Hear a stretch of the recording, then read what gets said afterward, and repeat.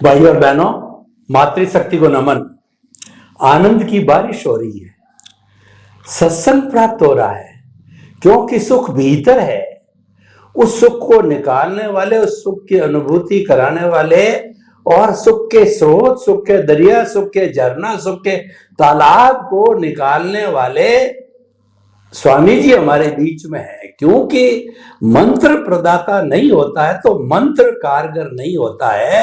दृष्टि प्रदाता चाहिए, ज्ञान दाता चाहिए। गुरु बिना ज्ञान नहीं होता है। तो हम भाग्यशाली हैं, साक्षात गुरु, अध्यात्म विज्ञानी और जीवन जीने वाले, जीना नहीं कई जन्मों से जो अपने दर्शन में इकट्ठा करते करते अध्यात्म विज्ञान हमें परोसने आए हैं। तो इसीलिए हमारा भाग्योदय है, पुण्योदय है। आप जुड़े रहिए और बराबर एक एक चीज को सुनते रहिए। स्वामी जी, सभी श्रोताओं की तरफ से आपकी बहुत बड़ी बड़ी कृतज्ञता और आपके प्रति जय सच्चिदानंद। जय सच्चिदानंद। स्वामी जी, ये एपिसोड है हम 80+, क्योंकि आपने तो प्रभु से प्रार्थना की कि कम से कम 90 वर्ष तो मुझे अवस्था देना ही, एक्टिव रहने के लिए। अवस्था तो 100 वर्ष की होगी आपकी, एक्टिव रहने के लिए 90 वर्ष की आपने भावना भाई है। हम 80, ये मान के चलें कि व्यक्ति 80 वर्ष तक एक्टिव रहता है, तो ये पूरा एपिसोड 80+ लोगों के लिए समर्पित है। ऐसे लोग जो कि बॉडी की तरफ से काफी जो है वो निर्बल हो चुके हैं और वो ज्यादा पढ़ नहीं सकते, लिख नहीं सकते, बैठ नहीं सकते, आंखें भी काम नहीं करती, कान भी काम नहीं करता, किसी की, सभी की समस्याओं का, इंद्रियों की कमजोरी होने का मैं लेते हुए, ऐसा व्यक्ति जिसने अध्यात्म विज्ञान को स्वस्थ अवस्थाओं में प्राप्त कर लिया है, आपकी सत्संग को सुन लिया है, तो ऐसी स्थिति के अंदर व्यक्ति जिसने अगर बेड पे भी आ गया, मान लो भगवान करे नहीं आए परंतु इनएक्टिव हो गया है, तो ऐसे लोग अध्यात्म विज्ञान को किस रूप में ले, जो किताब नहीं पढ़ सकते, ऑडियो वीडियो नहीं सुन सकते, टीवी नहीं देख सकते, ऐसे लोगों के लिए कृपया बताइए नुस्खा कि वो भी अध्यात्म विज्ञान का बराबर उपयोग करते रहे, अध्यात्म विज्ञान की दृष्टि से। जय सच्चिदानंद। नहीं, रास्ता तो बहुत सिंपल है, क्योंकि आज तक जो भी आप up to the age of 80 जो भी आपने सुना है, पढ़ा है, समझा है, उपयोग करके अनुभव किया है, और वो सुनते सुनते सुनते और उपयोग करके अनुभव करते करते आप परिपक्व हो चुके हैं। आपकी दृष्टि परिपक्व हो चुकी है, आपका ज्ञान दर्शन परिपक्व हो चुका है। उस ज्ञान और दर्शन को अभी हमको उपयोग करना है। पहले शरीर के संजोग थे, हम बाहर घूमते थे, सुनते थे, पढ़ते थे, ये भी शरीर के सहारे और इंद्रियों के सहारे था, और ये भी एक संजोग था। और अभी ये भी संजोग है कि इंद्रियां भी इतनी काम नहीं करती है और शरीर भी इतना स्वस्थ नहीं है। फिर भी ज्ञान दर्शन की जो जागृति है, ज्ञान दर्शन का जो उपयोग है और ज्ञान दर्शन का उपयोग करके जो अनुभव प्राप्त करना है, वो तो कोई भी अवस्था में आप कर सकते हैं। और इसीलिए और संशोधन करना है, रिसर्च करना है, रियलाइज करना है, तो ये तो कोई भी अवस्था में आप कर सकते हैं। उसमें फिजिकल बॉडी की या बाहर के सेंसेस की इतनी आवश्यकता नहीं है। अगर मन से आप स्वस्थ हैं तो कभी भी कहीं भी पुरुषार्थ कर सकते हैं। और दूसरा, आत्मविश्वास होना चाहिए। और तीसरा, ये विज्ञान के जो सिद्धांत है, सिद्धांत के ऊपर बिल्कुल अचल श्रद्धा होनी चाहिए कि उनका रोल तो क्या है, कर्मों के भुगतान के लिए है। हमको उसमें बीच में आने की जरूरत नहीं है और वो बीच में लाने की भी जरूरत नहीं है, क्योंकि वो अपना काम करेंगे, हम अपना करेंगे। तो दृष्टि की बात है, वो कुदरती कानून के अधीन नहीं है, मगर मन वचन काया की बात है, वो तो कुदरती कानून के अधीन है, और आत्मा की बात भी कुदरती कानून के अधीन नहीं है। तो इसीलिए जो दृष्टि की बात करते हैं, जो लाइव प्रतिष्ठित आत्मा की बात कर रहे हैं, जो पुरुषार्थ की बात करते हैं, उसमें तो कभी मन वचन काया या कुदरत का कानून बीच में नहीं आ सकता है। तो हम पथारी में लेटे लेटे भी संशोधन कर सकते हैं, रिसर्च कर सकते हैं, रियलाइज कर सकते हैं। किसी को बताने का काम नहीं कर सकते हैं, कोई बात नहीं। कोई बात को पढ़ने का, सुनने का, इलेक्ट्रॉनिक्स मीडियम से सुनने का, ये काम अगर नहीं कर सकते हैं या बहुत कम कर सकते हैं, कोई बात नहीं। मगर हम जो कुछ जाना है, पढ़ा है, सीखा है, अनुभव किया है, इसको हम आगे तो ले जा सकते हैं। ज्ञान और दर्शन का उपयोग करके रिसर्च तो कर सकते हैं और विज्ञान को और ज्यादा हमारे विजन में मजबूताई से सेट कर सकते हैं। तो ये तो कर सकते हैं और यही करने का है। और बाकी मनोचन काया का काम तो कुदरत का है, तो उसमें हमको ज्यादा सोचने की जरूरत नहीं रहेगी। और इसीलिए मैंने पहले भी कहा, ये विश्व के अंदर महावीर के निर्वाण के बाद 2500-2600 साल के बाद ऐसा विज्ञान प्रकट हुआ है जो कोई भी व्यक्ति कोई भी अवस्था में इसका यूज कर सकते हैं, रियलाइज कर सकते हैं। उसमें बाहर की कंडीशन कोई बड़ा मायना नहीं रखती है। तो इसीलिए हो सकता है कि बाहर की सिचुएशन अच्छी है तो हमको सहायक हो सकता है, मगर अगर अच्छी नहीं है तो भी आप ज्ञान में तो रह सकते हैं। ज्ञान में रहने के लिए कोई विशिष्ट प्रकार की अवस्था की जरूरत नहीं है। आपको ज्ञान समझ में आना चाहिए, आत्मविश्वास होना चाहिए और दृष्टि से उपयोग करना है। उसमें बाहर संजोगों को बदलने की बात तो है ही नहीं। आप सबको मालूम है इतिहास के अंदर कि रामकृष्ण महावीर जैसे समर्थ पुरुषों ने बहुत सारे संघर्ष के साथ भी ज्ञान अपना इंटैक्ट रखा था। राम ने भी रावण के साथ युद्ध किया, वनवास जाना पड़ा, फिर भी उसके ज्ञान दर्शन में कोई कमी नहीं आई और वही अवतार में मोक्ष में गए। कृष्ण भगवान भी महाभारत के अंदर युद्ध करवाने में निमित्त बने। अर्जुन ने बहुत युद्ध किया, लाखों लोगों की हिंसा के निमित्त बने। इतने सारे, उसको भी वनवास जाना पड़ा पांडवों को, फिर भी उसका मोक्ष इंटेक रहा क्योंकि ज्ञान दर्शन इंटेक रहा था। वो बीच में संजोग नहीं आए। भगवान महावीर को भी 42 साल 42 ईयर्स आफ्टर दीक्षा तो जंगलों में ही घूमे, कोई घर पे तो नहीं रहे। तो आप समझ सकते हैं कि जब घर जंगलों में घूमते हैं तो क्या क्या दिक्कतें आती है, आप एज अ ह्यूमन समझ सकते हो। तो इतने सारे संघर्ष के बाद भी उसका ज्ञान इंटेक रहा और वो मोक्ष में गए। और इसीलिए बाहर के संजोग अंदर के ज्ञान को वास्तव में इफेक्ट नहीं कर सकते हैं। अगर आपके पास मूल ज्ञान दर्शन के लिए आत्मविश्वास होता है तो, पर आप खुद को ही आत्मविश्वास नहीं है तो फिर क्या करेंगे। और इसीलिए पहले मैंने कहा, यह आध्यात्म विज्ञान को समझने के बाद आत्मविश्वास होना चाहिए। भले धीरे धीरे आगे बढ़े, मगर जब आपको विश्वास ही नहीं होगा आप आगे कैसे बढ़ोगे। एक बार आप विज्ञान सुनोगे, दूसरी बार आप रिलेटिव सत्य सुनोगे, फिर विज्ञान सुनोगे, फिर रिलेटिव सत्य सुनोगे, तो फिर आप कंफ्यूज होंगे और आपकी एनर्जी वेस्ट होगी। कभी आपको लगेगा रिलेटिव सत्य बराबर है, कभी आपको लगेगा सनातन सत्य बराबर है, फिर आप कंफ्यूज होंगे। तो आपकी जो ट्रैक है वो ट्रैक दोनों को समझ में जाएगी, फिर आप फेल हो जाएंगे और आपका समय बर्बाद हो जाएगा। तो मैं लोगों को एक सलाह देता हूं कि अगर आपको विज्ञान में, आध्यात्म विज्ञान में आगे बढ़ना है, अनुभव के मार्ग में आगे बढ़ना है, सनातन सत्य को जानना है, अनुभव करना है, तो पहले 5 साल 10 साल तक कम से कम, जहां तक हमारा ज्ञान दर्शन की दृष्टि परिपक्व न हो जाए समझ के साथ, वहां तक एक ही फोकस रखो कि विज्ञान को समझना है साइंटिफिकली, नॉट वर्ड्स और नॉलेज वाइज, और उसको ऐसा सेट करना है ताकि फिर बाद में हमको उपयोग करके अनुभव ही बाकी रहे। वहां तक हमको साइंस के अलावा और कोई बातों में वेट देना नहीं है। और संजोग आता है तो फिर संभाव्य निकाल करना है, न कुछ पाना है उसमें, न कुछ खोना है, संभाव्य निकाल।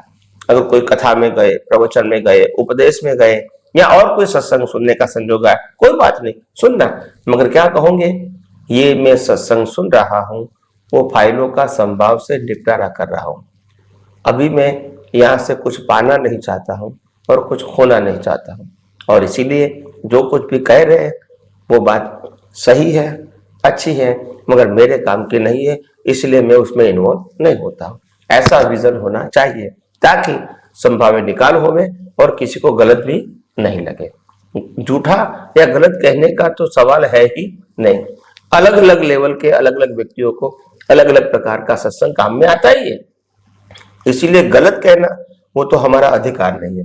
इतना बोल सकते हैं कि हम जिस लेवल से जा रहे हैं तो उसमें अभी ये लेवल की बात मेरे को काम की नहीं है, इतना बोल सकते हैं।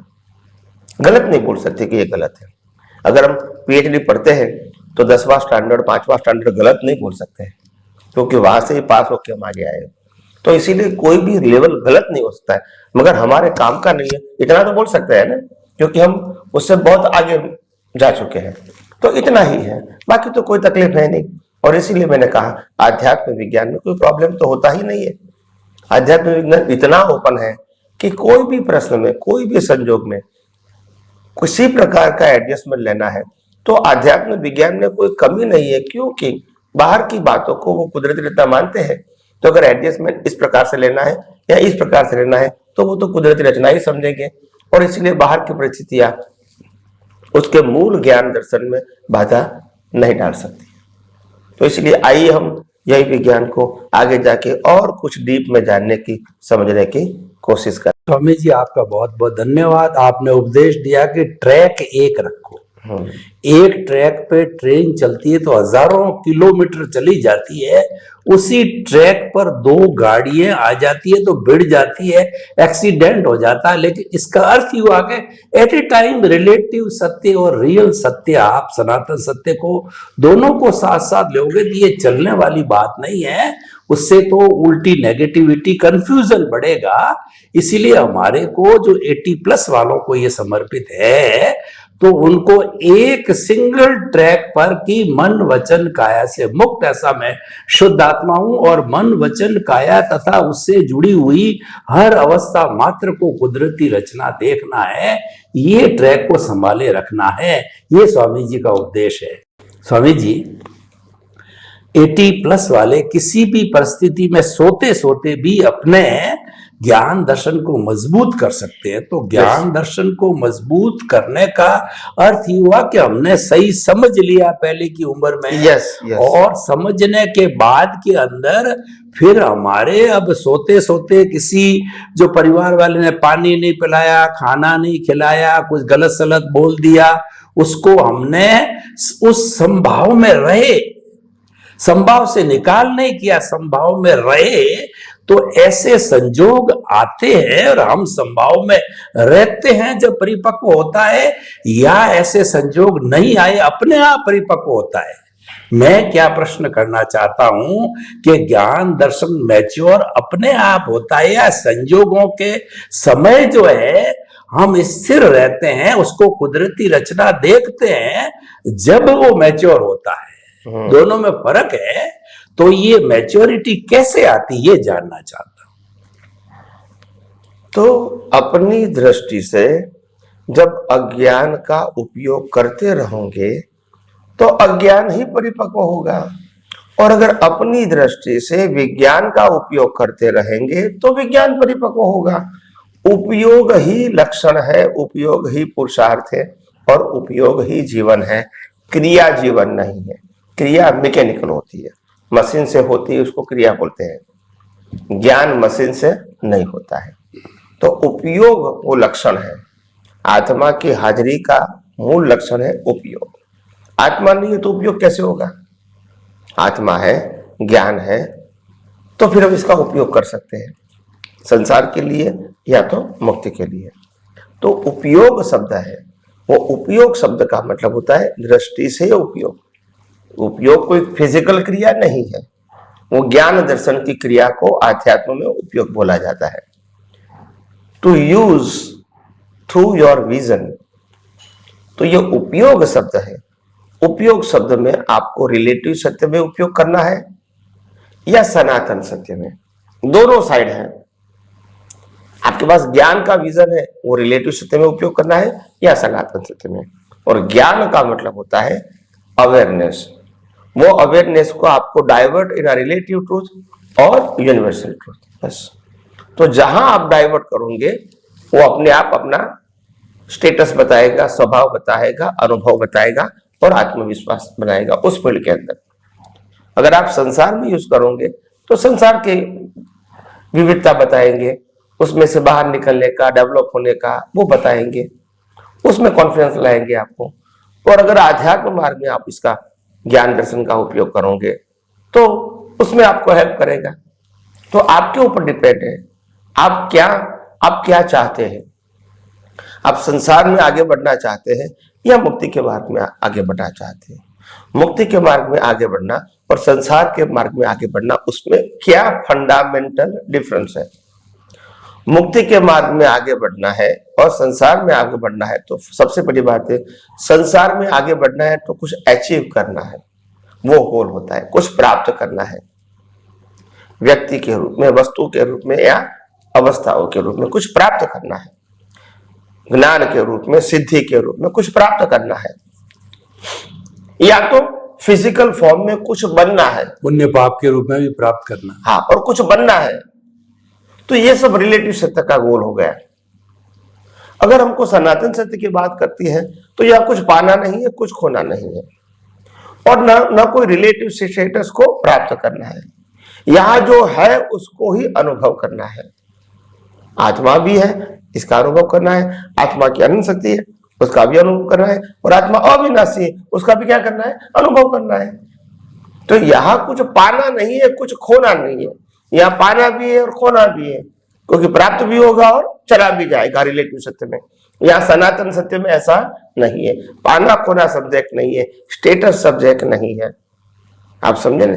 यह सब्जेक्ट है realization of universal truth, realization of pure soul, realization of law of nature, जो परमानेंट है, उसकी अनुभूति करना है। उसकी क्या करना है, अनुभूति करना है, बनाने का नहीं है हमको।